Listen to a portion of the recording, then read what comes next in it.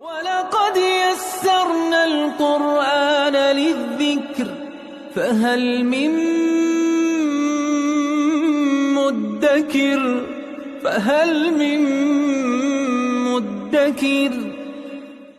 اعوذ باللہ من الشیطان الرجیم بسم اللہ الرحمن الرحیم الحمد للہ رب العالمین وصلی اللہ علی سیدنا و نبینا ابی القاسم المصطفى محمد وعلى آلہ الطیبین الطاہرین المعصومین اما بعد اعوذ باللہ من الشیطان الرجیم بسم اللہ الرحمن الرحیم وَإِذْ أَخَذْنَا مِيثَاقَكُمْ وَرَفَعْنَا فَوْقَكُمُ الطُّورَ خُذُوا مَا آتَيْنَاكُمْ بِقُوَّةٍ وَاسْمَعُوا قَالُوا سَمِعْنَا وَعَصَيْنَا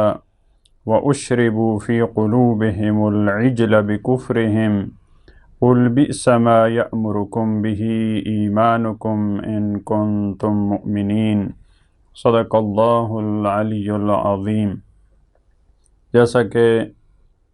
گزشتہ آیات میں بنی اسرائیل کے اہل کتاب کے ان کاموں کا تذکرہ، ان کی عہد شکنیوں کا تذکرہ موجود تھا، اللہ کے رسول کے دور میں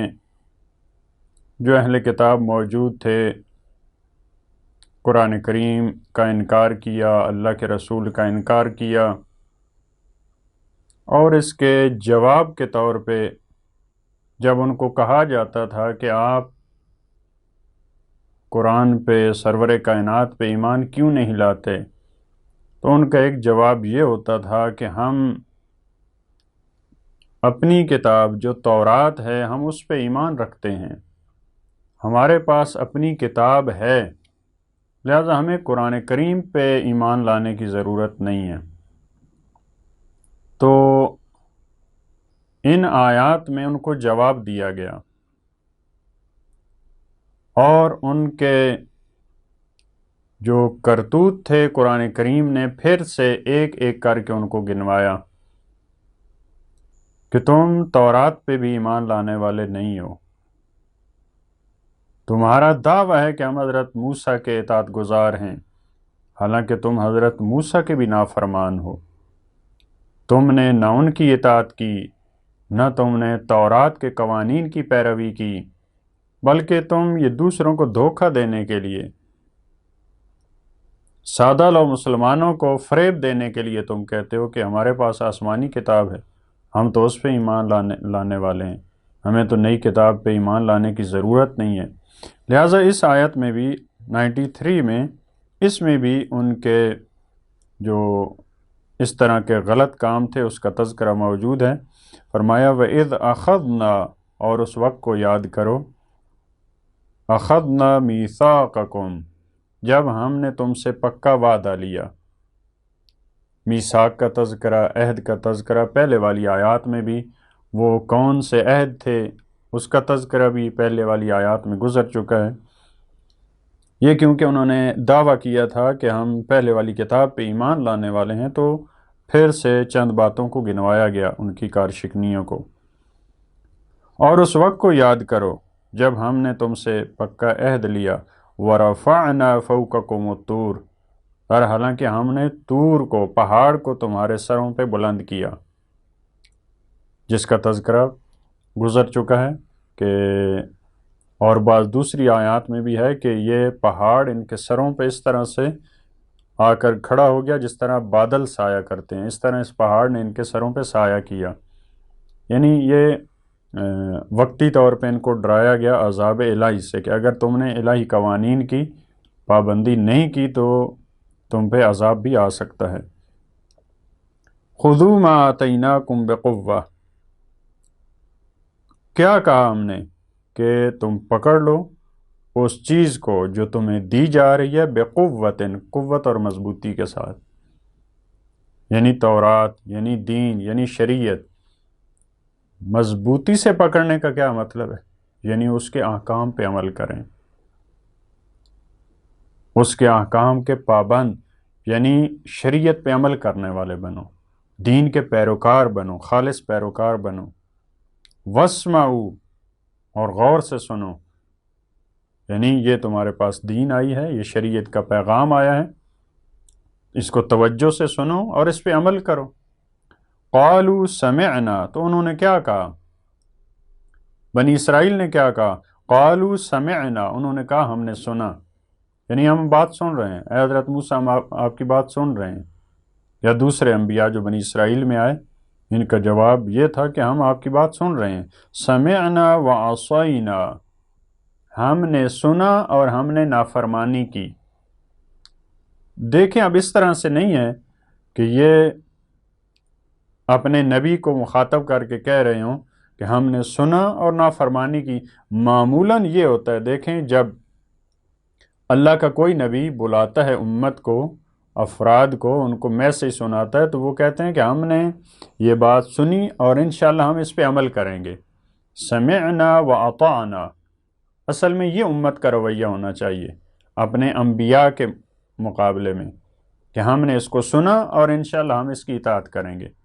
ہماری جان بھی قربان ہے اس کام پہ، جو آپ حکم دیں گے ہم اس پہ عمل کریں گے۔ لیکن اب یہ ضروری نہیں ہے کہ انہوں نے زبان سے کہا ہو کہ ہم نے سنا اور ہم نے نافرمانی کی، یعنی ہم یہ کہہ سکتے ہیں کہ انہوں نے زبان سے تو یہ کہا کہ ٹھیک ہے ہم عمل کریں گے، لیکن مقام عمل میں اس پہ کوئی توجہ نہیں کی، قوت سے نہیں پکڑا تورات کو، تورات کے احکامات پہ عمل نہیں کیا، جیسا کہ پہلے بھی گزر چکا ہے۔ یحرفون کا لفظ ان کے لیے تھا کہ یہ تحریف کرتے ہیں، یا بعض آیات میں یہ چھپاتے تھے تورات کے مطالب کو، تورات کے معارف کو۔ لہذا قالوا سمعنا وعصینا، زبان سے کہا کہ ہم نے سنا، لیکن مقام عمل میں کیا کیا انہوں نے؟ نافرمانی کی۔ نافرمانی کیسے کی؟ اس کا ایک نمونہ ابھی اس آیت میں بیان فرمایا، وَأُشْرِبُوا فِي قُلُوبِهِمُ الْعِجْلَ بِكُفْرِهِمْ، اس کا عصینا، نافرمانی کا، اپنے نبی کی باتوں کا، اللہ کے قوانین اور احکام کی نافرمانی کا ایک نمونہ یہ تھا کہ گسالہ پرستی میں مبتلا ہو گئے۔ وَأُشْرِبُوا، اشربو اشراب سے ہے، اشراب اس کا مطلب ہوتا ہے پلانا۔ وَأُشْرِبُوا فِي قُلُوبِهِمُ الْعِجْلَ، اور پلایا گیا ان کے دلوں میں عجل کو، گوسالے کو، یعنی گوسالے کی محبت کو۔ اب دیکھیں پلایا گیا یعنی ان کے دل سیراب ہوئے، یا آپ کہہ سکتے ہیں ان کے دلوں میں عجل، گوسالہ اور اس کی محبت، بت پرستی ان کے دلوں میں رچ بس گئی، یعنی اتنا ان کے دل جو ہے اس سے سیر ہوئے، اتنا رچ بس گئی ان کے دلوں میں اس کی محبت۔ وَأُشْرِبُوا فِي قُلُوبِهِمُ الْعِجْلَ بِكُفْرِهِمْ، ان کے کفر کی وجہ سے، انہوں نے کفر اختیار کیا، انہوں نے اللہ کے فرامین کو پس پش ڈال دیا، اور اتنا منہمک ہو گئے، اتنا مصروف ہو گئے اس میں گسالہ پرستی میں، کسی اور چیز کی طرف توجہ نہیں کی، سارے احکامات کو نظر انداز کر دیا۔ قُلْ بِئْسَ مَا يَأْمُرُكُمْ بِهِ ایمانکم، کہہ دیجئے، جہاں پہ اس طرح کے الفاظ ہیں، کل وہ رسول اللہ اس کا مخاطب ہیں، رسول اللہ کو پروردگار عالم مخاطب قرار دیتے ہوئے فرماتا ہے کہ یہ آپ ان تک یہ پیغام پہنچا دیجئے۔ بِئْسَ مَا يَأْمُرُكُمْ بِهِ ایمانکم، بہت بری چیز ہے جس کا حکم دیتا ہے تمہیں تمہارا ایمان۔ دیکھیں ہم نے کہا کہ پہلے والی آیات میں انہوں نے کہا تھا کہ ہم تو اپنی کتاب پہ مومن ہیں، ہم تو تورات پہ ایمان لانے والے ہیں۔ قرآن نے دیکھیں پھر ان کو وہی جواب دیا، آیت نمبر 91 میں یہ فرمایا تھا ان کنتم مؤمنین، وہاں بھی کہا تھا کہ اگر تم مومن ہو تو یہ بڑے برے کام ہیں تمہارے، یہ کیسا تمہارا ایمان ہے جو انبیاء کے قتل کرنے کی دعوت دیتا ہے تمہیں۔ یہاں بھی فرمایا بئس ما یأمرکم بہ ایمانکم ان کنتم مؤمنین، اگر تم مومن ہو تو بڑی بری چیز کی طرف تمہارا ایمان تمہیں دعوت دیتا ہے، تمہیں حکم دیتا ہے۔ یعنی یہ کیسا ایمان ہے جو کہتا ہے کہ آپ گوسالے کی پرستش کرو، یہ کیسا ایمان ہے جو جس کا اثر ایمان کا دیکھیں، اثر یہ ہوتا ہے کہ وہ شرک کو، بت پرستی کو، غیر خدا کی محبت کو ایمان وہ دوسری چیزوں کو جو غیر اللہ ہوتی ہیں ان کو دلوں سے نکال دیتا ہے، ان کے دلوں میں فقط خدا رہتا ہے۔ حبب الیکم الایمان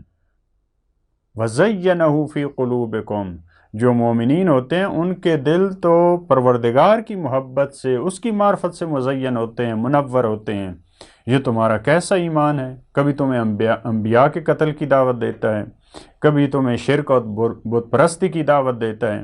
یعنی قرآن کریم کا ان کے لیے میسیج یہ ہے بنی اسرائیل کے لیے کہ تم حقیقی معنوں میں مومن نہیں ہو، بلکہ یہ سارے تمہارے زبانی دعوے ہیں۔ پروردگار ہمیں توفیق دے کہ ہم دین اور شریعت کے احکام کو سننے کے بعد اس پہ عمل کریں، اور ہم یہ کہنے والے ہوں سمعنا واطعنا، پروردگارہ ہم نے سنا اور ہم نے تیری اطاعت کی۔ اللہم صلی علی محمد و آل محمد۔